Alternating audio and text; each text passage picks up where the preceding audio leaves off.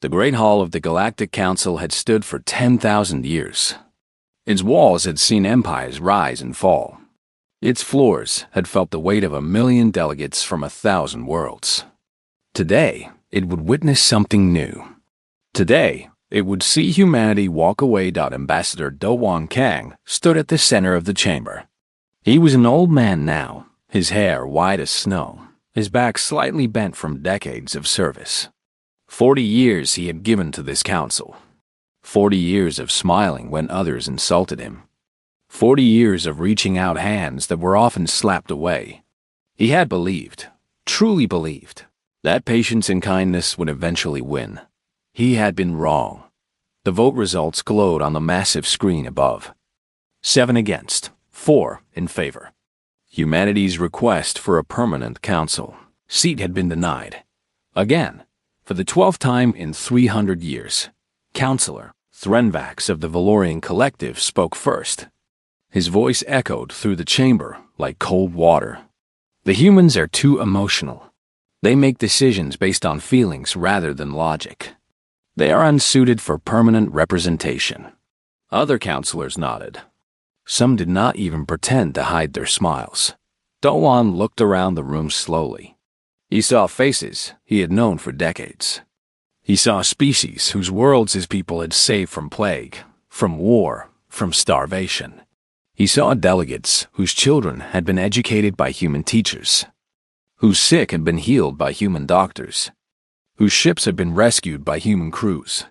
Not one of them met his eyes. In the observer gallery above, Captain Una Park watched in silence.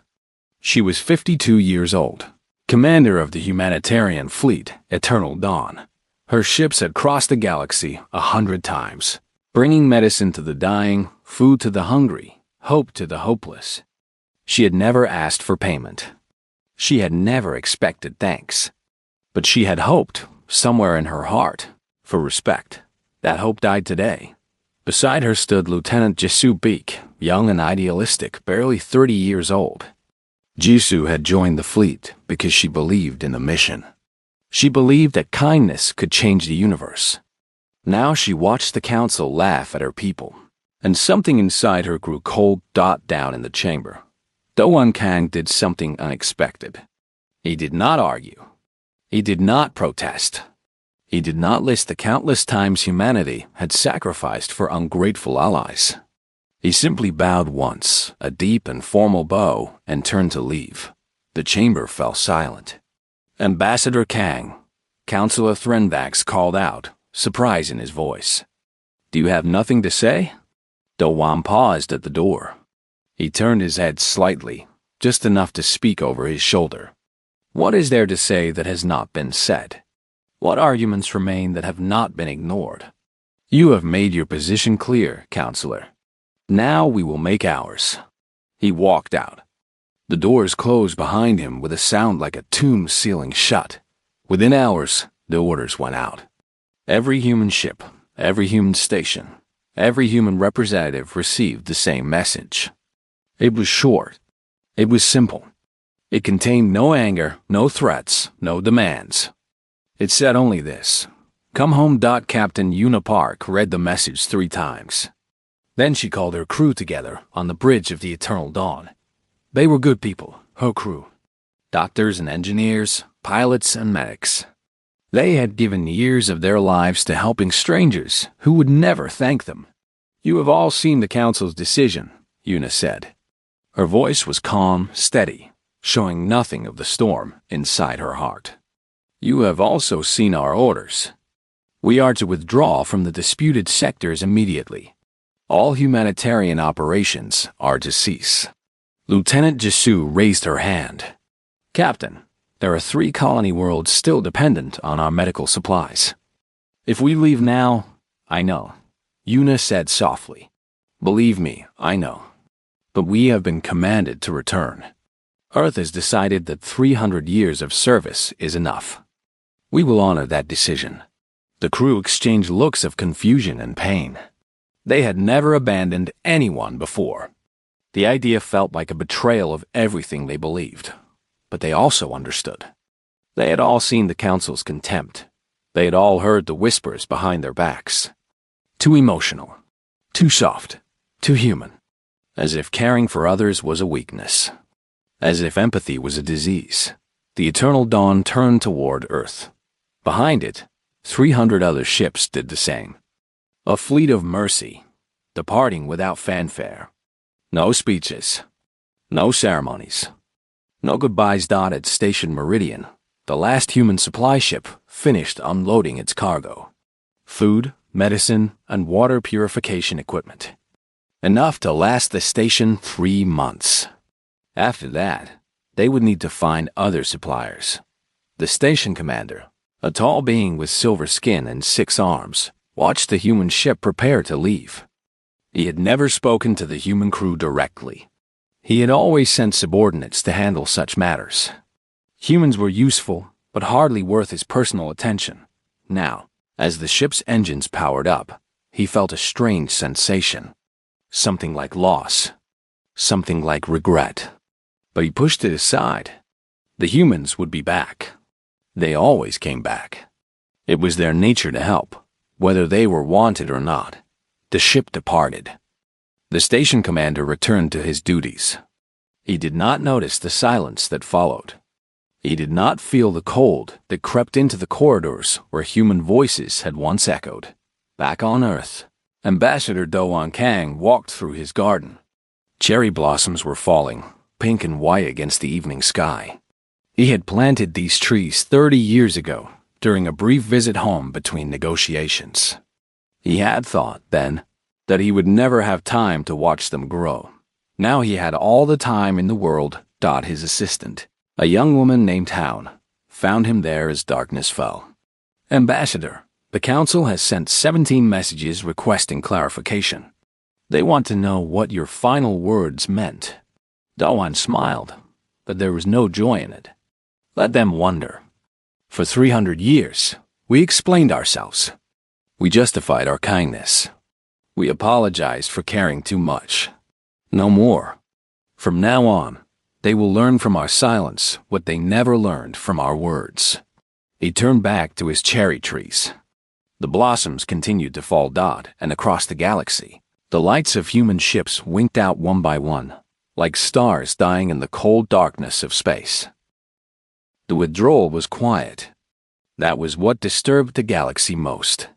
When species left the council in anger, they made noise. They sent threats. They demanded attention. The humans did none of these things. They simply packed their bags and walked away, like guests leaving a party that had stopped being fun. Dr. Suji Han had worked at the Central Medical Station for 15 years. She had treated over 50,000 patients from dozens of species. She had learned 7 alien languages just so she could comfort the dying in their own tongue. She had held hands with creatures who did not have hands, had sung lullabies to beings who could not hear, had stayed awake for days to watch over patients whose own families had abandoned them. Not once had anyone said thank you. Now she moved through her ward one final time. The beds were being transferred to local staff.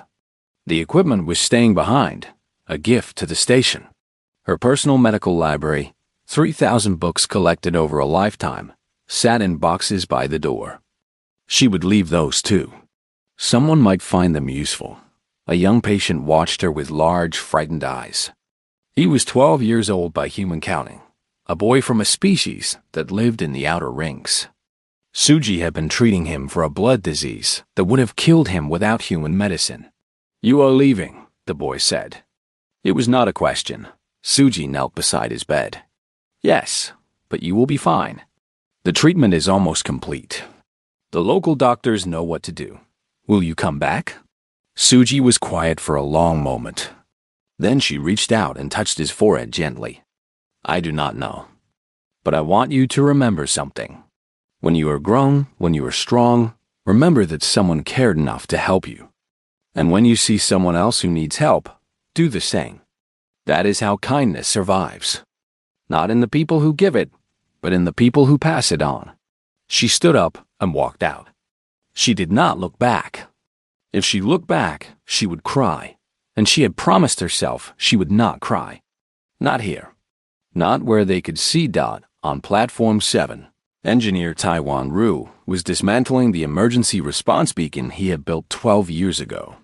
It was one of 800 scattered across the galaxy, each one capable of sending distress signals to any human ship within 100 light years. For 12 years, those beacons had saved countless lives. Ships in danger, stations under attack, colonies facing disaster.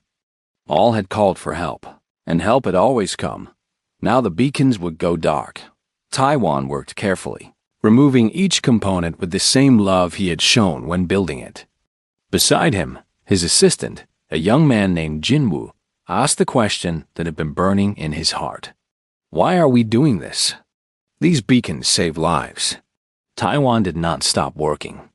They do, but saving lives was never our job. It was our choice. For 300 years, we chose to help. Now we are choosing to stop. But people will die. Yes, and that is a tragedy.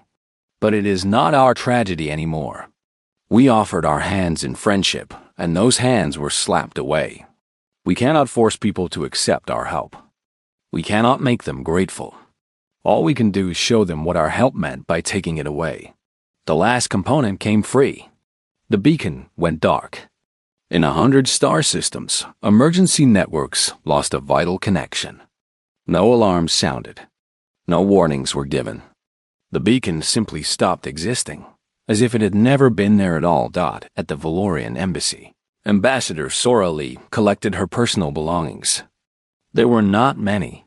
A photograph of her family back on Earth, a small stone from her hometown, a letter from her mother, yellowed with age. The Valorian aide who had been assigned to her stood in the doorway, watching with confusion. Ambassador Lee, I do not understand. The council vote was about a permanent seat. It was not a vote to expel humanity from the alliance. Sora smiled politely. No, it was not.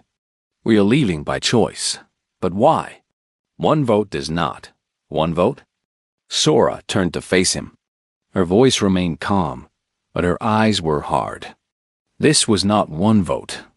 This was the 12th rejection in 300 years. This was 3 centuries of being told we were too emotional, too soft, too human to deserve respect. This was generations of our people dying to protect worlds that would not even acknowledge our existence. She paused, took a breath, forced her voice back to neutral. We are not angry. We are simply tired. And when you are tired, you rest. You go home. You stop trying to win approval from people who will never give it. She picked up her bag and walked toward the door. The aide stepped aside to let her pass. Will you ever return? He asked. Sora did not answer. She simply walked out into the corridor and kept walking until she reached the docking bay where her shuttle waited. She did not run. She did not cry. She moved with the dignity of someone who had made peace with a painful decision. Across the galaxy, the same scenes repeated themselves. Human embassies closing their doors. Human ships departing from stations. Human voices falling silent in meeting halls and hospitals, schools and shelters. The council had expected protest. They had prepared for arguments, for negotiations, for the usual human stubbornness. They were ready to explain their decision, to offer small comforts, to promise that perhaps in another century, humanity might be reconsidered. They were not ready for silence. Counselor Threnvac sent 14 messages to Ambassador Kang in the first week. All went unanswered. He sent delegations to the human embassy on his homeworld. They found the building empty, the doors locked, the lights off. They will return, he told himself. They always return. It is their nature. But deep in his heart, in the cold place where truth lived, he was beginning to wonder. The humans had never left before. They had endured insults and rejections and dismissals. They had stayed through wars and plagues and disasters. They had remained faithful to an alliance that gave them nothing in return. What had changed? What was different this time? The answer came to him slowly, like poison spreading through blood. Nothing had changed. The humans had simply reached the end of their patience. For 300 years, they had hoped that things would get better. That gratitude would come. That respect would follow. Now they had stopped hoping, and hope, once dead, is very hard to bring back to life. The last human ship in the neutral zone powered up its engines. Captain Una Park stood on the bridge, watching the stars through the viewport. Behind her, the crew worked in silence. No one spoke. No one needed to. Lieutenant Jesu Beak approached quietly. "Captain, we are receiving distress signals from the mining colony on Velen 7. Their reactor is failing. They have maybe 12 hours before full shutdown." Una closed her eyes. 12 hours. 12 hours, and everyone on that colony would freeze to death. How far are we from Velen 7? 4 hours at maximum speed. 4 hours there, 4 hours back. They could save those people. They had the equipment, the expertise, the will. All it would take was a word from her, but the orders were clear. No more rescue missions.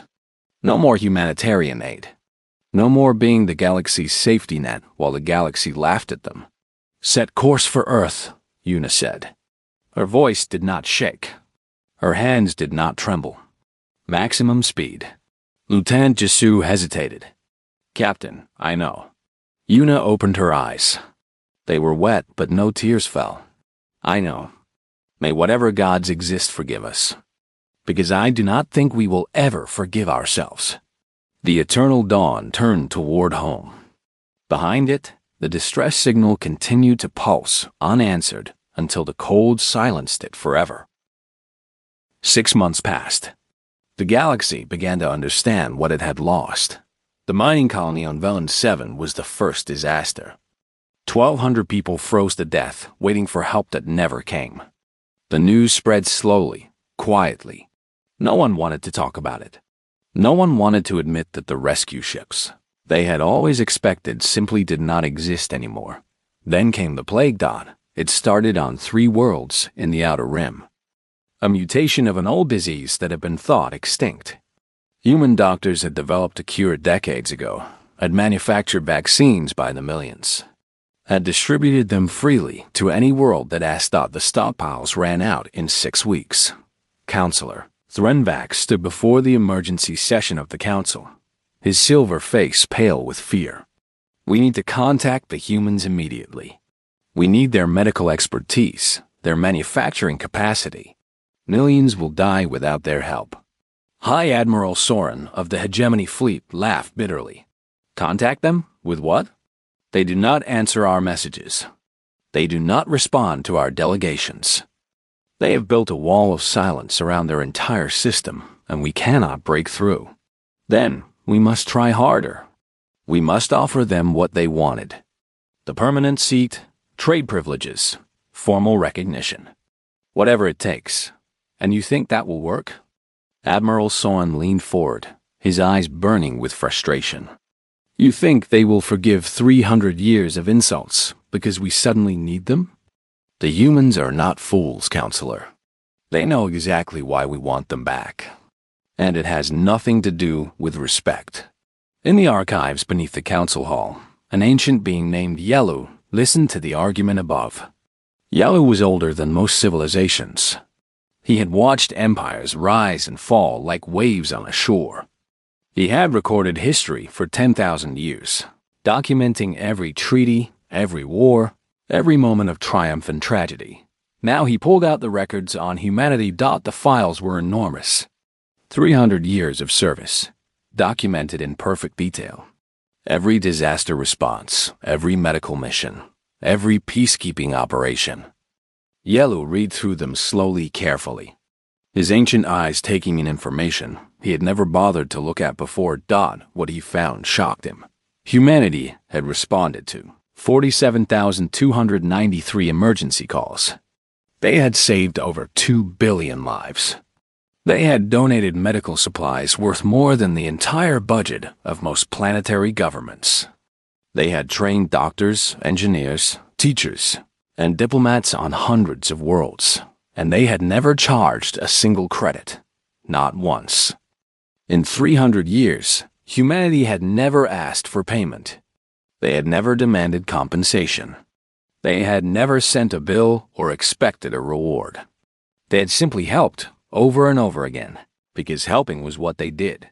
Yellow closed the files and sat in silence for a long time. Then he began to write dot above him. The council continued to argue. The plague was spreading. The death toll was climbing. And no one could agree on what to do. Admiral Soren had his own problems. The border conflict with the Outer Kingdoms had been simmering for decades.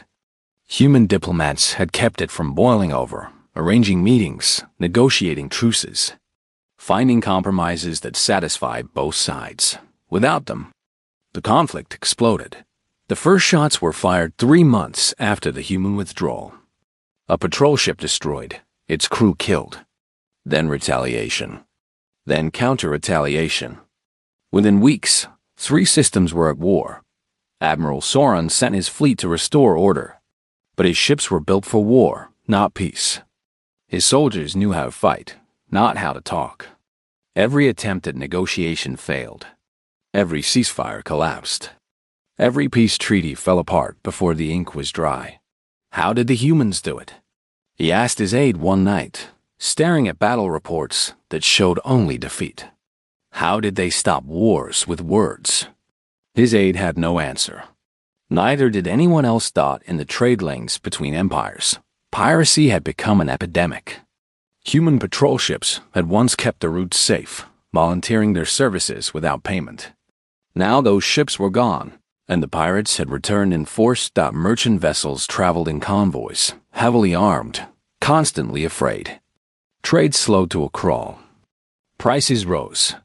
Shortages appeared in markets that had never known want. And everywhere, the same question was asked. Where are the humans? On Earth, Ambassador Do Wong Kang tended his garden. The cherry trees had finished blooming, their petals scattered across the ground like pink snow. Now the trees were green and full, their leaves whispering in the summer breeze. His assistant Hound brought him reports from the galaxy.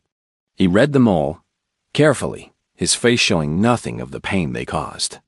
The council has voted to offer us a permanent seat, Hound said one morning. They want to negotiate terms. Doan set down his teacup. What terms? Full voting rights.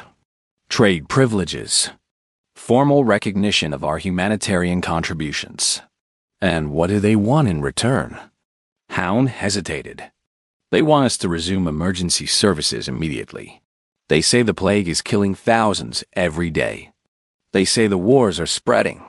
They say they need us. Doha nodded slowly. Not that they respect us. Not that they are sorry. Just that they need us. Is that not enough? The old ambassador was quiet for a long time. Outside, birds sang in the cherry trees. Children played in the streets below. Life continued, peaceful and calm, untouched by the chaos spreading through the stars. No, he said finally. It is not enough. Need is not respect. Desperation is not gratitude. If we return now, we return as servants, not as equals. We become the help they call when things go wrong and ignore when things go right. That is not an alliance.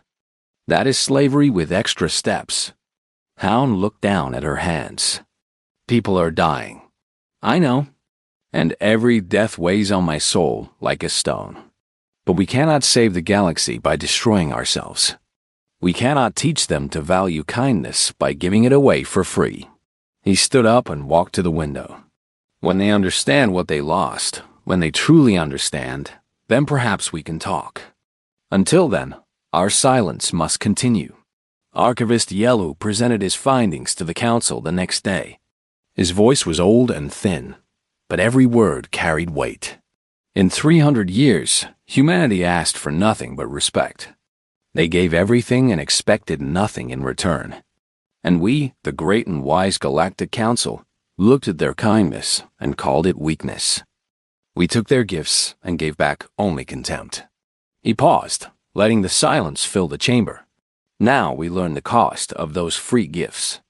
Now we understand what it means to be alone in the dark, calling for help that will never come. The humans did not abandon us. We pushed them away, vote by vote, insult by insult, until they had no choice but to leave. Councillor Threnvax stood up. What would you have us do? Yelu looked at him with ancient, tired eyes. Learn, understand, change, and then perhaps, if we are very lucky, find the courage to apologize. Not because we need them, but because they deserve better than we gave. The council fell silent. Outside, somewhere in the vast darkness of space, another distress signal went unanswered. Another world faced its problems alone. And on Earth, in a quiet garden beneath cherry trees, an old man watched the stars and waited for the galaxy to grow up. 1 year since the departure, the council was breaking apart. 3 minor species had already withdrawn, citing the Alliance's failure to protect them. 2 more were considering the same. Trade had collapsed by 40%. Wars burned in 8 sectors. The plague had killed 14 million before finally burning itself out. And still, the humans did not respond. The Council had sent 57 formal requests for renewed contact. Delegations had traveled to the edge of human space, only to be turned away at the border. Messages were sent and ignored. Pleas went unanswered. It was as if humanity had built a wall around itself and sealed every door. General Myra of the Ashani Republic stood before the council, her voice heavy with exhaustion. She was a warrior, not a diplomat. She had spent her life fighting enemies she could see and understand. This enemy was different. This enemy was absence. We cannot continue like this, she said. Our borders are crumbling. Our people are losing faith. Every day, someone asks me when the humans will return, and I have no answer to give them. Then, we must try again, Councillor Threnvax said. We must send another delegation. A better one. With real authority to negotiate. Negotiate what? Admiral Soren slammed his fist on the table. We have offered them everything. The permanent seat. Trade rights. Formal apologies. They want none of it. Then what do they want? No one had an answer. The next morning, a small ship appeared at the edge of council space. It was human. A simple transport vessel, unarmed, traveling alone. It requested permission to dock at the main station. Permission was granted immediately. The ship landed in the diplomatic bay, and a single figure emerged. She was young, perhaps 30 years old, with short black hair and calm, dark eyes. She wore no uniform, carried no weapons, and introduced herself only as a messenger. I bring a response from Earth, she said. Councillor Threnvax hurried forward. A response? After a year of silence? The messenger did not smile. She did not frown. Her face was perfectly still, perfectly calm, like a lake without wind. You sent many messages. Earth has chosen to answer one of them. She held out a small data chip. Threnvax took it with trembling hands. That is all? General Myra asked. 1 chip? After everything we have offered? The messenger turned to look at her. You offered what you thought we wanted. You did not offer what we needed. And what is that? But the messenger did not answer. She simply bowed, the same bow Ambassador Kang had given a year ago, and walked back to her ship. Within minutes, she was gone, vanishing into the stars as quietly as she had arrived. The council gathered in the main chamber to view the message. Every representative was present. Every eye was fixed on the screen. Every heart was filled with hope and fear in equal measure. The chip contained no video, no images, no voice recording. Just text. Simple words on a simple screen. You call this too emotional. Too invested. Too human. Perhaps you were right, Dot. We felt too much for those who felt nothing for us. We gave our hearts to an alliance that saw our love as weakness and our sacrifice as expectation. For 300 years, we waited for you to see us as equals. For 300 years, we were disappointed. We have not closed our doors in anger. Anger fades. Anger can be overcome. What we feel is not anger. It is exhaustion. It is the weariness of a traveler who has walked too long on a road that leads nowhere. You ask what you can offer us. You list seats and privileges and apologies. But these are not gifts. These are transactions. You offer them because you need us, not because you value us. You speak of respect, but your actions show only desperation. When you learn to see kindness as strength rather than weakness, you may find us again. When you understand that empathy is not a flaw but a gift, we will be waiting. When you can look at a hand reaching out to help and feel gratitude instead of contempt, then perhaps we can talk. Until then, we wish you well. We wish you peace. We wish you the wisdom to learn from your mistakes. We will not wish you goodbye. You never acknowledged our presence enough to warrant a farewell. The message ended. The screen went dark. General Myra was the first to break the silence. She was weeping. Tears ran down her face, falling onto her uniform, and she made no move to wipe them away. No one mocked her. No one looked away, because every being in that chamber felt the same weight pressing on their hearts. The weight of shame. The weight of understanding. The weight of 300 years of cruelty coming home to roost. Counselor Threnvac sat down heavily. His hands were shaking. "What have we done?" he whispered. "What have we done?" Admiral Soren stared at the empty screen. "We treated them like servants, like tools to be used and discarded. And they let us because they loved us, because they believed we could be better. And now they have stopped believing." In the archives below, Yellow recorded the moment. His stylus moved across the page, capturing every word, every tear, every moment of painful awakening. This was history. This was the day the galaxy learned what humanity truly was. Not warriors, not conquerors, not servants.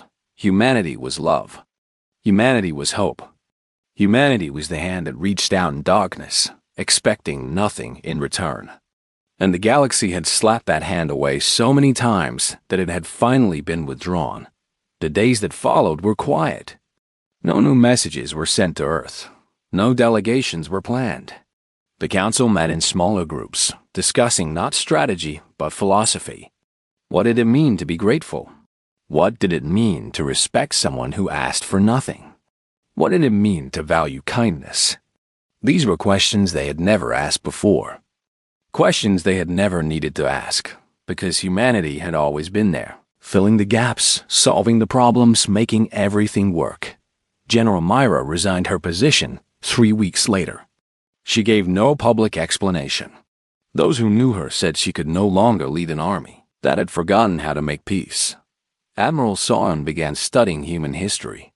He read about their wars, their mistakes, their struggles. He learned that they had once been just as cruel as any other species. They had fought and killed and conquered. But somewhere along the way, they had changed. They had looked at their own darkness and chosen to be better. The galaxy had not made that choice. The galaxy was still learning. Counselor Threnvac visited the empty human embassy on his homeworld. He walked through the abandoned rooms, touching walls that human hands had built, sitting in chairs that human diplomats had used. In one room, he found a small garden, carefully tended, now dying from neglect. He knelt beside it and began to pull weeds. It was not much. It was not enough. But it was a start. On Earth, Ambassador Doan Kang read the report of the Council's reaction. Hound watched his face for any sign of satisfaction or victory. She saw none. "They are crying," she said. "They are beginning to understand." Doan nodded slowly. "Beginning, yes, but understanding is not change. Tears are not actions. We will wait. We will watch. And when they show us, truly show us, that they have learned, then we will decide." He looked up at the stars, hidden now behind clouds. "I hope they learn quickly, for their sake and for ours. Because I am old, Hound. I would like to see my people take their rightful place among the stars before I die. But I will not see us return as beggars to a table where we were never welcome." The clouds parted briefly, revealing a single star burning bright in the darkness. Somewhere out there, the galaxy was changing, slowly, painfully, but changing, and humanity waited, patient as always, for the universe to catch up. 3 years since the departure. The galaxy had changed. The wars had ended, not through conquest, but through exhaustion. The empires that had fought so fiercely had finally learned to talk to each other, had finally discovered that peace was cheaper than war. It had taken them 3 years to learn what human diplomats had known for centuries. The council still met, but its sessions were different now. There was less pride in the chamber, less arrogance. The delegates spoke more carefully, listened more closely. They had learned that words had consequences. A new holiday had been established across 700 worlds. They called it Remembrance Day, a day to remember humanity's service, a day to acknowledge what had been given and what had been lost. On that day, candles were lit in windows, prayers were spoken in temples, and children were taught about a species that had loved the galaxy, even when the galaxy did not love them back. Councillor Threnvax had become the unofficial keeper of humanity's memory.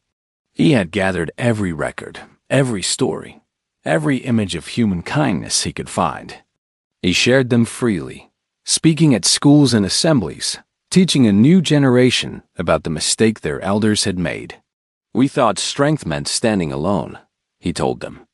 We were wrong. True strength means standing with others. True power means lifting others up. The humans understood this. We did not. We must never forget what that ignorance cost us. On Earth, Ambassador Dohuan Kang still tended his garden. He was very old now, his movements slow and careful, his hair thin and white as winter clouds. But his eyes were still sharp, still watching, still waiting. Captain Una Park commanded Earth's new orbital relief force. The ships were fully equipped, fully staffed, ready to respond at a moment's notice. They waited in orbit, silent and patient, for the call that might never come, or might come tomorrow. One morning, a small ship appeared at the edge of Earth space. It was not military. It was not diplomatic. It was a personal vessel, traveling alone, carrying a single passenger. Young Councillor Pella had been born after the departure. She had grown up on stories of human kindness, had learned from teachers who wept when they spoke of what had been lost. She was barely 25 years old, too young to remember a galaxy that had humans in it. She had come to Earth without escort, without announcement, without demands. She had come to apologize. Her ship was allowed to land. Captain Park met her at the docking bay, tall and gray-haired, still wearing the uniform of a humanitarian fleet that no longer left port. I am Pella, the young counselor said. I have come to speak with your leaders. About what? About everything. About nothing. About 300 years of mistakes that I had no part in but feel responsible for anyway. Pella's voice was steady, but her hands were shaking. I know I have no right to be here. I know I represent the people who hurt you. But I had to come. I had to try. Captain Park studied her for a long moment. Then, slowly, she smiled. Come aboard my ship. We will have tea. They sat in Park's quarters, drinking tea from simple cups, saying nothing for a long time. Outside the viewport, Earth turned slowly, blue and green and beautiful. I do not know what to say, Pella admitted finally. I have practiced speeches. I have prepared arguments. But now that I am here, they all seem meaningless. Then do not say them. Just sit. Just be here. That is enough for now. They drank their tea in silence. An hour passed. Then another. Finally, Pella spoke again. Will you ever return? Your ships, your doctors, your diplomats? Will they ever come back to the stars? Captain Park set down her cup. We never left. We simply stopped being taken for granted. We are still here, watching, waiting. When you are ready for us, truly ready, we will answer. How will we know when we are ready? You will know, because you will stop asking what we can give you and start asking what you can give us. Not because you need us, but because you value us. That is the difference between using someone and loving them. Pella nodded slowly. I think I understand. At least I am beginning to. She stood up and bowed, deep and formal, the same bow Ambassador Kang had given 3 years ago. Thank you for seeing me. Thank you for the tea. Thank you for not turning me away, even though you had every right to. You are welcome, Park said. And Pella? Tell your council something for me. Tell them that kindness is not a weakness. Tell them that empathy is not a disease. Tell them that the strongest thing a person can do is care about someone who cannot give them anything in return. If they can understand that, truly understand it, then we will come back. Not as servants. Not as tools. As friends. Pella left Earth that evening. Her report to the council was simple and short. She did not recommend new negotiations. She did not propose new treaties. She simply told them what Captain Park had said and asked them to think about it, and they did. 3 months later, the first human ship appeared in council space. It was unmarked, traveling alone, responding to a distress call from a small colony on the edge of nowhere. The colony's water purifiers had failed. Without help, 3,000 people would die of thirst. The ship was commanded by Lieutenant Jisoo Beek, now a captain herself. She had volunteered for the mission without hesitation, without orders, without waiting for permission. When the colony asked why she had come, she said simply, because someone was hurting. That was always enough. She did not stay to be thanked. She did not ask for payment or recognition. She simply fixed the problem and left, disappearing into the stars as quietly as she had arrived. But the story spread, and more ships followed. Slowly, carefully, humanity began to return to the stars. Not as the galaxy's servants, but as its conscience. Not because they were needed, but because they chose to help. Each act of kindness was freely given, expecting nothing in return. This time, the galaxy noticed. This time, the galaxy said thank you. On Earth, Ambassador Do-hwan Kang sat in his garden as autumn leaves fell around him. His assistant Hound brought him the latest reports from the stars. Human doctors were treating patients on 12 worlds. Human engineers were rebuilding infrastructure on 20 more. Human diplomats were mediating disputes that had festered for decades. We're going back, Hound said. Slowly, but we are going back. Do-hwan smiled, the first real smile he had allowed himself in 3 years. No, we are not going back. We are moving forward. What we had before was broken. What we are building now is something new. Something better. Do you think it will last? The old man looked up at the sky, where the first stars were beginning to appear. I do not know. The galaxy is vast, and change is slow. But for the first time in a long time, I have hope. Not because they need us, but because they are learning to love us. And that, Hound, is worth waiting for. Hound sat down beside him. Together, they watched the stars come out, one by one, like candles being lit across the universe. Somewhere out there, a human ship was answering a call for help. Somewhere out there, a grateful voice was saying thank you. Somewhere out there, kindness was being given and received, freely, openly, without condition. This was what humanity had always wanted. Not power, not glory, not even respect. Just connection, just understanding, just the simple joy of being seen. The galaxy had taken 300 years to learn that lesson. It had taken 3 years of absence to teach it, but in the end, the lesson was learned. And humanity, patient as always, was there to welcome them home. The stars continued to turn. The universe continued to expand. And in the space between worlds, where darkness had once ruled alone, a new light was growing. The light of kindness. The light of empathy. The light of a galaxy finally ready to love. And humanity smiled and reached out its hand and began again.